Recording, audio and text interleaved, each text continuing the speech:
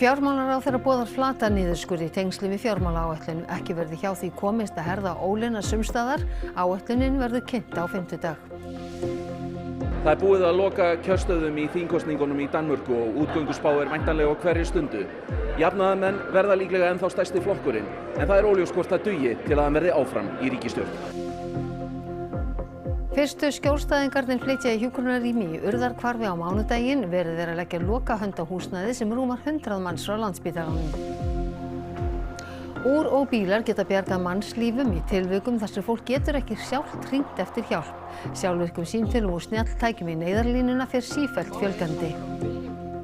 Lestrarkennsla hjá fyrsta bekk í Reimaskóla í Grafarvogi gengur framar vonum. Öll börnin eru orðin fluglæs þökk sé árangursríkri kennsluaðferð.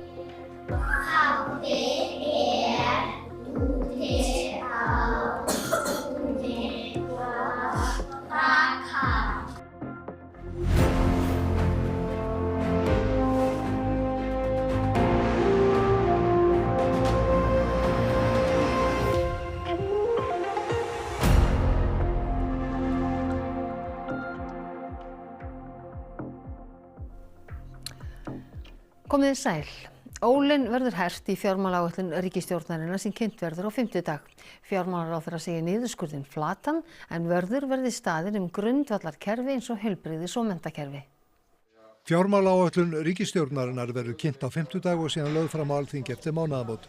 Stjórnvöld hafa gefið það út að stefnt sé að hallalausum fjárlögum og fjármálaráðherra segir það skýra stefnu ríkisstjórnarinnar að sýna aðhald. Það skýr stefna þessar ríkisstjórnar að standa vörð ákveðin grundvallarkerfi, heilbrigðiskerfið okkar, lögregluna, öryggismál heimilanna, menntakerfið, en það verður ekki hjá því komist að herða ólina sumstaðar.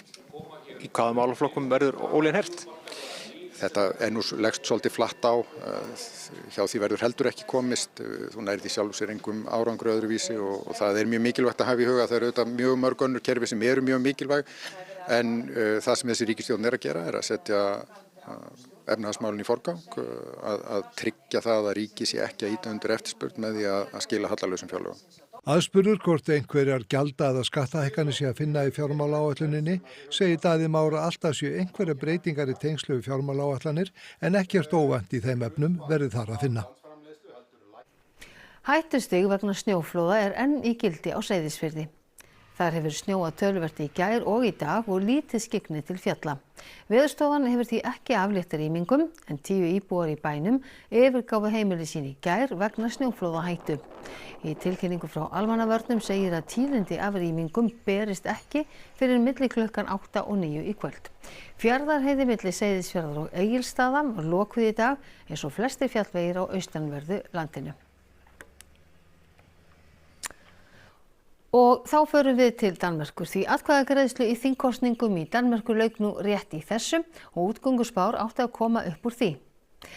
Hallgrímur Indriðason fréttamaður í Kristjánsborgarhöll þar sem fulltrúar flestra flokka eru samankomnir. Hallgrímur, eru útgönguspár komnar?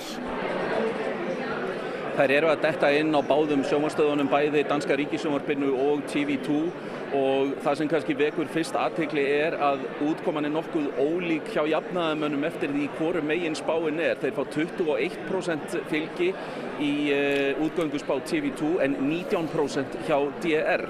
Þetta svona töluverður munur og það var öllu meira klappað fyrir fyrrnefndu spánni hérna í kosningapartíi jafnaðarmanna þegar sú tala kom upp. Það eru allir stjórnarflokkarnir að tapa fylgi. Moderaterni má þó svona vel við una með 8% fylgi og virðist þá vera í þessari lykilstöðu. Tvennt annað sem vekur athygli, danski þjóðarflokkurinn að bæta mjög miklu við sig, held að sé að þrefalda fylgi sitt og að auki þá frjálslyndi flokkurinn stefnir í það að sá flokkur verði stærri heldur en venstri og þar með stærsti flokkurinn á meðal bláu blokkarinnar. Þannig að það eru sviptingar sem í dönskum stjórnmálum miða við þessar niðurstöður. En Hallgrímur, hvernig gengu kosningarnar? Almennt virðast þær hafa farið bara nokkuð vel fram og ekkert stórt komið upp, eitthvað minniháttar að koma upp smá vesen með svona svokölluð valkort sem kjósendur þurfa að fá send til þess að geta kosið en fengu ekki send, en almennt virtust fólk bara afslappað og það var í það minnsta þar Þannig á kjörstaðnum sem við Grímur Jón Sigurðsson heimsóttum í miðborg Kaupmannahafnar í morgun, þar var fólk almennt létt í skapi, en þegar við fórum að ræða við kjósendur þá svona kom fram svona smá svona undiralda svona undir niðri. Og jeg er også lidt usikker på, hvordan det slutter. Ja, det er meget specielt i øjeblikket, meget spændende. Det er ikke til at forudse, hvad vej det går. Nej. Jeg tror, miljøet spiller en stor rolle for mange mennesker efterhånden, og det er jo af god grund til jo, ikke? Og det skal det også. Det skal det også. Ja. Vi prøver at finde nogle fornuftige løsninger på tingene, og det ikke bliver så polariseret det hele. Selvfølgelig så skal der også være styr på fremtiden, så at vi ikke bare bruger alle pengene nu, men at man også tænker på, hvor skal pengene komme fra om 10 år. Vi troede jo for 5 år siden, at nu skulle vi bruge alle vores kræfter på klimaproblemerne, som jo er den største krig i verden. Og så er fokus jo flyttet et helt andet sted på den krig, det dummeste dyr i verden har skabt. En Hallgrímur Indriðason í Kristjánsborgarhöll, hvernig höguðu leiðtogar flokkanna kjördeginu? Það var svona bara nokkuð hefðbundnir hátt. Þeir tóku daginn snemma og þau voru eiginlega allir búnir að kjósa fyrir hádegi og mesta athyglin var á Alex Vanopslagh, leiðtoga Frjálslynda-flokksins, Thorvald Poulsen, leiðtoga Venstre og Lars Løkke Rasmussen, leiðtoga Moderaterne. Það var einn leiðtogi sem kaus ekki í dag, það var Mette Frederiksen. Hún kaus í póstkosningu fyrir nokkrum dögum og mætti því ekki á kjörstað. Hún notaði hins vegar aðra aðferð til þess að vekja athygli á sér. Hún bauð kjósendum að setja inn færslu á samfélagsmiðlum ef að þeir væru í vafa að kjósa jafnaðarmenn, og þá myndi annarkvort hún eða einhver úr jafnaðarmönnum hringja í þá. Það virðist nú ekki hafa haft teljandi áhrif miðað við niðurstöðu þessarar útgönguspár. Svo má ekki gleyma því að það var kosið bæði í Færeyjum og Grænlandi í dag. Hvort land hefur 2 fulltrúa á danska þinginu og Grænlandi er verið að kjósa nýjan fulltrúa í staðinn fyrir Øye Chemnitz sem hefur verið mjög öflugur málsvari Grænlands í baráttu Grænlendinga og Dana gegn ásælni Bandaríkjamanna í Grænland. En Hallgrímur, hvað þýða þessar niðurstöður, þessar tölur sem nú eru komnar? Já, þetta virðist nú benda til þess að Lars Løkke Rasmussen sé í þessari lykilstöðu.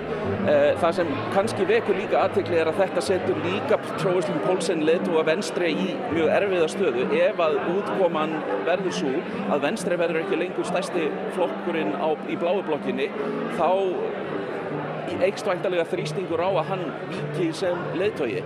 En ég ræddi dönsk stjórnmál við Hans Engel sem er stjórnmálaskýrandi hjá TV2 og fyrrverandi varnarmálaráðherra. Hann segir þessar kosningar óvenjulegar, ekki síst vegna þess að þær koma að baki mjög óvenjulegu ríkisstjórnarsamstarfi milli jafnaðarmanna og hins frjálslynda flokks Venstre. De har faktisk styret Danmark ret godt på mange punkter, synes jeg. Det tror jeg rigtig mange synes. Så har det også været en ret upopulær regering. Mette Frederiksen er som statsminister en, som en stor del af danskerne har meget respekt for, men der er også rigtig mange vælgere, som ikke kan lide hende, synes hun er for magtfuldkommen, og hun styrer for meget og bestemmer for meget. Engel segir erfitt að segja til hvernig ríkisstjórn verður mynduð. Hann býst þó frekar við stjórn vinstri flokkana undir forystu Mette Frederiksen. Og der er det så muligt, at Lars Løkke Rasmussen, som er virkelig en troldmand i dansk politik, han dukker op hele tiden. Om han bliver nødvendig, altså regeringen er nødt til at tage ham med ind i regeringssamarbejdet. Jeg tror, det er det, der bliver det spændende punkt. Rasmussen lagði til í gær að hann myndi leiða myndun ríkisstjórnar eftir kosningar. Yrði það som kallast á dønsku kongelig undersøger. Så vil jeg da gerne tilbyde at prøve at udvirke et grundlag for en regering hen over midten. Og det er ikke fordi, jeg skal være statsminister. Han regner ikke selv med at blive kongelig undersøger, men han binder sig ikke til nogen af siderne. Han vil holde det åbent, om han kan gå til den blå side, samarbejde med de borgerlige partier, eller han går til den røde side. Engel er ekki á því að þessar hefðbundnu blokkir í danskri pólitík séu á enda, eins og margir hafa rætt um.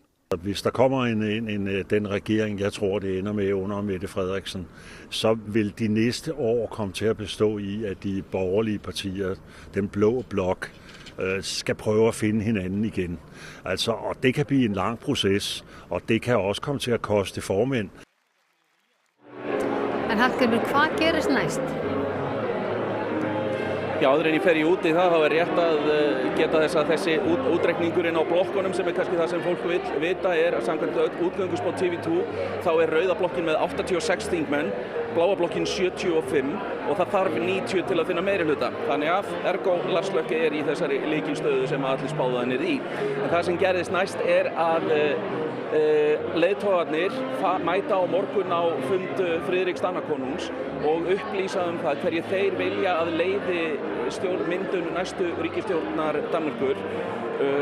Það má búast við því að Lars Løkke Rasmussen miðað við fyrir orðum að bjóðast til að leiða ríkisstjórn, hann bendi á sjálfan sig. En líklega, ég finnst það ekkert ólíklegt að samkvæmt þessum tölum að þá verði það Mette Frederiksen sem fái fyrst að reyna að mynda ríkisstjórn. Hvernig ríkisstjórn síðan það verður, það mjög erfitt að segja en það kannski kemur eitthvað nýtt í ljós í útgönguspánum. Við Grímur Jón ætlum að fylgjast með þessu eitthvað fram eftir kvöldi. En Mette Frederiksen sagði hins vegar núna síðdegis að það væri nauðsynlegt í ljósi ástandsins í alþjóðamálum að stjórnmálamenn yrðu að vinna sammen. Jeg synes, der mange, der lige nu fortæller, hvem de ikke vil samarbejde med. Blå blok går meget blot. Der er også nogen, der efterspørger rød blokpolitik. Men i den her verden, krig i Europa, krig i Mellemøsten, en Trump, der truer kongeriget, der skal vi stå sammen, og vi skal kunne samarbejde med hinanden. Og þá snúum okkur öðru. Verulega léttir á Landspítalanum næstu vikur því strax á mánudag verður byrjað að flytja fólk þaðan sem ekki hefur verið hægt að útskrifa og af Vífilsstöðum í glænýtt hús við Urðarhvarf. Gámar hafa haft stutta viðdvöl við Urðarhvarf 16 í Kópavogi að undanförnu. Eftir hádegi í dag var verið að flytja inn náttborð í bílageymsluna undir þessu 8 hæða háhýsi. Við stefnum að opna í næstu viku þannig að þetta mánudagurinn innflutningsdagur eins og þetta í dag og við gerum þá ráð fyrir því að við séum að fá sjúklinga frá bæði Vífilsstöðum og Landspítalanum í næstu viku. Skrifstofur átt að vera í húsinu og þótt hugmyndunum hjúkrunarþjónustu þar hafi kviknað fyrir þó nokkru hjá forsvarsmönnum Heilsuverndar sem til húsa í næsta húsi, þá gekk undirbúningurinn mjög hratt þegar loksins var farið af stað. Við byrjuðum í september 24 við undirritun á samningum.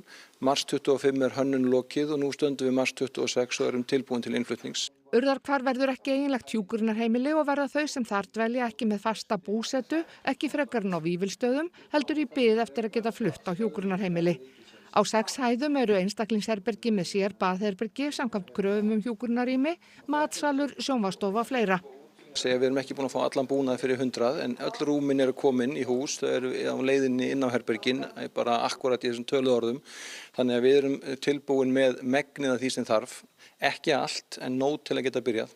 Á fyrstu hæðinni verður sjúkraþjálfun og iðjuþjálfun fyrir fólk í húsinu og aðra sem Landspítalinn vísar þangað. Á efstu hæðinni matsalur og setustofa og hvíldarherbergi með líklega einu glæsilegasta útsýni á höfuðborgarsvæðinu. Mjög vel hefur gengið að ráða fólk, segir Teitur. Við fengum nú 917 umsóknir störf þegar við auglýstum, þannig að það hefur gengið alveg afar vel og við erum í raun fullmönnu í þessu húsi með tilfærslunni. Starfsfólkið af Vífilsstöðum flyst í Urðarhvarf og farið verður í endurbætur á Vífilsstöðum áður en fólk flyst á ný þangað. Við höfum sem betur fyrir svalir allan hringinn og mjög gott útsýni og mikla möguleika að njóta þess að vera í húsinu. Stjórnvöld í Ísrael lýstu því yfir í dag að þau ætli að taka yfir stjórn í suðurhluta Líbanons að ánni Litani sem í 30 km fjarlægð frá landamærum ríkjanna. Líbanon dróst inn í átökin þegar Hezbollah gerðu árás á Ísrael stuttu eftir að Ísraelsher og Bandaríkjaher hófu árásir á Íran. Ísraelar hafa gert harðar árásir á Líbanon og drepið rúmlega 1000 manns síðustu 3 vikur. Yfir 1 milljón manns hefur verið hrakin á flótta. Sögulegar minjar hafa orðið fyrir skemmdum í árásum Ísraela og Bandaríkjamanna á Íran síðustu vikur. Þar á meðal höll síðan á 14. öld. Herir Bandaríkjanna og Ísraels hafa gert árásir víðsvegar Íran síðustu vikur. Þar á meðal á Gólistan höllina sem á heimsminjaskrá menningarstofnunar Sameinuðu þjóðanna UNESCO. Á þeim lista eru staðir sem hafa menningarsögu eða vísindalegt mikilvægi og eiga að njóta verndar samkvæmt alþjóðasamningum. What seems to have happened in Golistan, but also in other cases in Iran, that the sites have been a kind of collateral damage. So in the case of Golestan, there was a building which was adjacent to the palace that was hit. And so just the waves and the bomb sort of waves hit also the building and caused some damage to the windows and structures. Golestan-höllin var byggð á 14. öld og í höfuðborginni Teheran.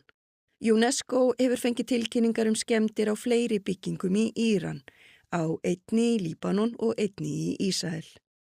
Stofnunin hefur ítrekað mikilvægi þess að stríðandi fylkingar fylgi alþjóðasáttmálum. That obliges them, puts the responsibility for the protection of their heritage, but also that is on the territories of other countries, puts the responsibility on their shoulders. Sjálfvirkum símtölum í neyðarlínuna úr bílum, símum eða úrum fer fjölgandi. Síðustu ár hafa erindi til neyðarlínuna verið í kringum 260 til 288.000 á ári. Í fyrra bárust 266.000 erindi, 218.000 þeirra voru raunverulega erindi, símtöl, SMS eða netspjall á 112.is og 48.000 erindi flokkast sem truflun eða ótalin mál, sem sagt erindi sem ekki voru ætluð neyðarlínunni eða símtöl sem slitnuðu. Og þá voru 3.500 símtöl til neyðarlínunar hringt óvart úr síma eða úri.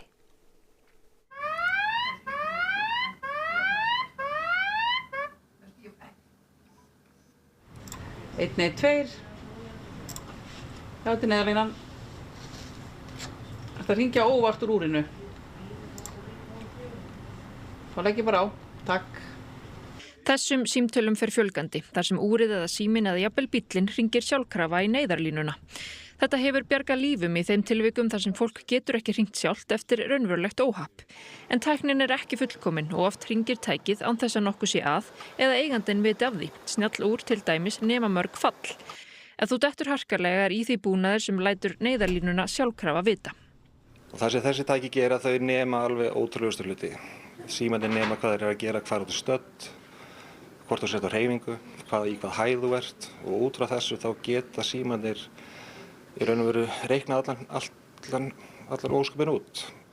Í nýjustu iPhone símum eru árekstra varnir. Þá nemur síminn það að hann sé á ferð og ef hann stoppar skyndilega þá túlkar hann það sem árekstur og hringir sjálfkrafa í neyðarlínuna. Og það kemur rödd með sem að lesa upp bara og segir yfirleitt á ensku að eigandi þessa síma hefur lent í alvarlegu slysi og svo les hún upp hnýtt með þessa staðsetningu. Staðsetningin fylgir líka með sjálfkrafa út frá tækinu sjálfu. Ef ekki næst samband við eiganda tækisins aðstoð send á staðinn. En þessi tækni góð þróun eða vond? Okkur finnst hún góð. Þetta þýðir að fleiri fá hjálp og þá sérstaklega fólk sem að hugsanlega gæti ekki beðið sjálft aðstoð. Þannig að áður fyrr þá lentir þú í slysi og þú þurftir bara að bíða eftir einhver kom að þér til að hringja fyrir þig. Og það gat liðið langur tími. Núna erum við með dæmi þar sem að við erum búin að fá símtalið áður en að fólkið í slysinu veit hvað gerðist hreinlega. Þannig að þetta hefur stytt tíman alveg gríðarlega. Að fá staðsetningar með hjálpar okkur mikið. Þannig að okkur finnst þetta viðbóta. En þetta hefur sína gallar enda líka. Það er mikið af upplýsingum sem geta komið. Það geta komið mörg símtölu fram á sama slysinu. Við erum með dæmi til dæmis 2 bílar lendi í árekstri, annar hringir svona e-call, þá svo 2 símtölur úr úrum og jafnvel 1 til 2 viðbót úr símum og svo kemur símtal frá okkur vegfaranda sem segir okkur nákvæmlega hvað gerast.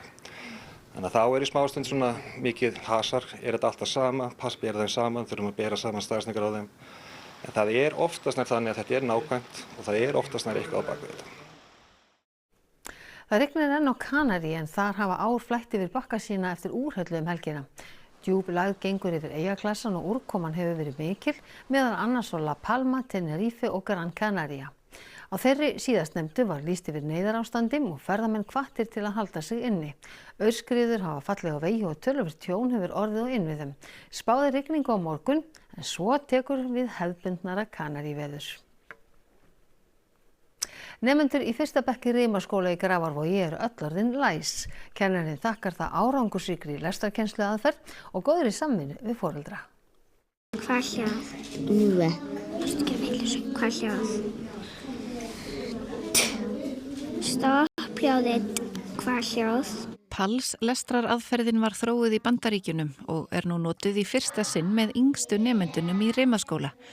Í PALS eru nemendur paraðir saman út frá lestrarfærni.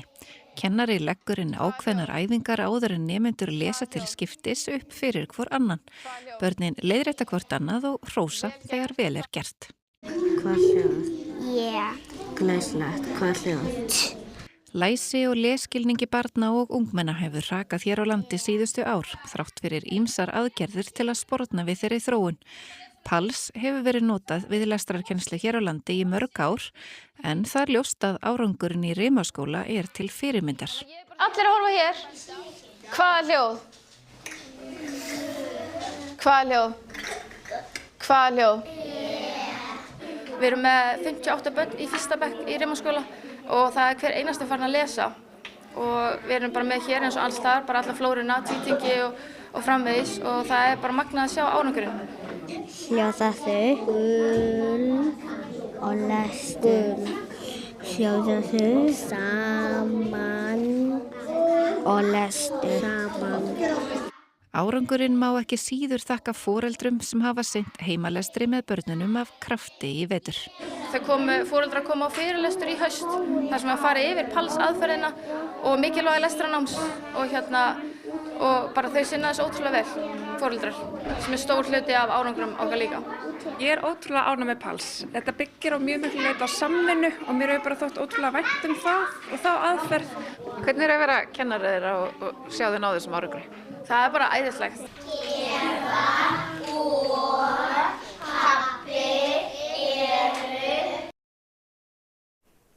Jæja, Baldvin Þór og Sigríður, þið eru með torgið í kvöld, ekki satt?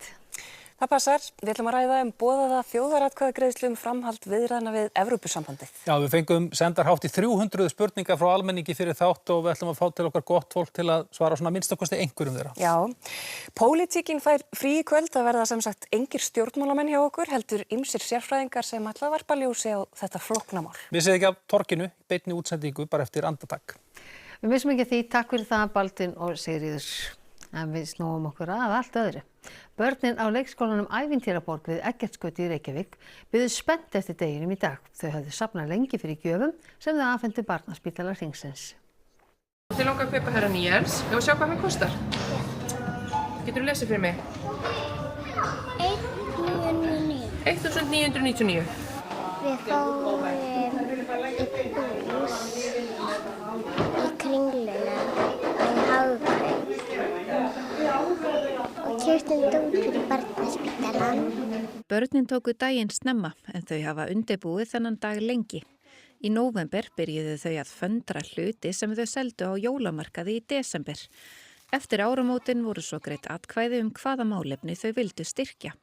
Barnaspítali Hringsins varð fyrir valinu og þau fóru með langa innkaupalista í Kringluna í dag. Barnaspítali! I buy a new Elsa and a doll and a húfa. Bíl, bánsar og plane.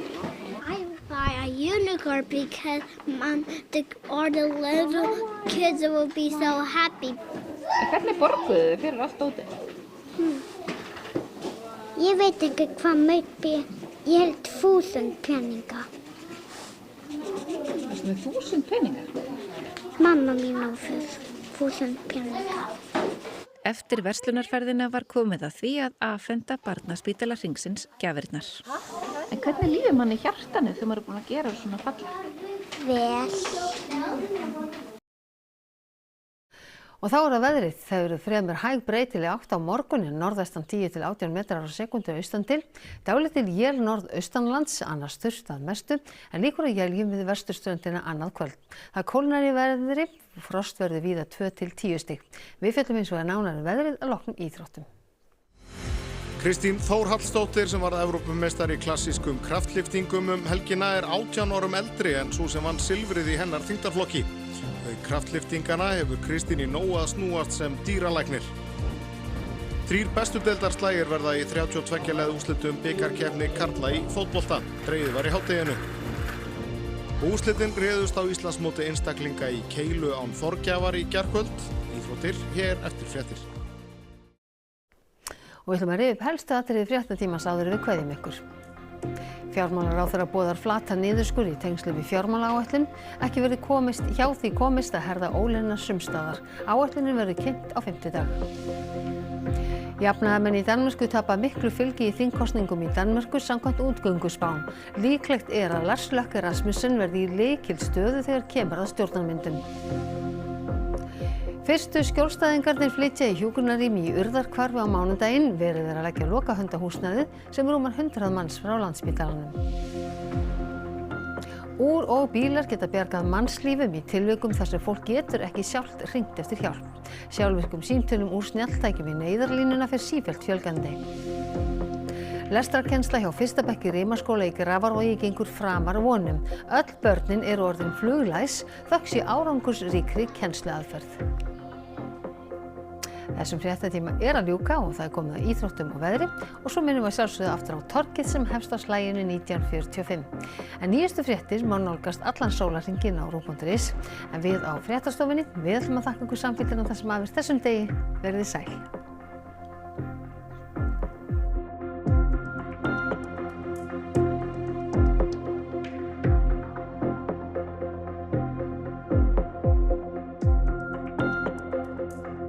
Á RÚV í kvöld.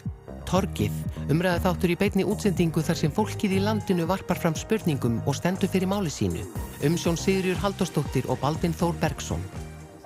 Krónprinsessan og Epstein. Viðtal við Mette-Marit krónprinsessu Noregs þar sem hún ræðir í fyrsta sinn vináttu sína við kynferðisafbrotamanninn Jeffrey Epstein. Tækniundur nútímans, The Secret Genius of Modern Life. Rithöfundurinn og stærðfræðingurinn Hannah Fry